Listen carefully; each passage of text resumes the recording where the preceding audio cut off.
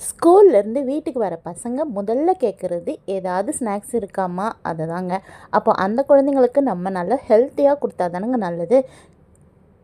தேவையில்லாத ஜங்க் ஃபுட்ஸ்லாம் நம்ம அவாய்ட் பண்ணிவிட்டு இது போல் வீட்டிலையே நீங்கள் ஹெல்த்தியான லட்டு செஞ்சு கொடுக்கலாங்க.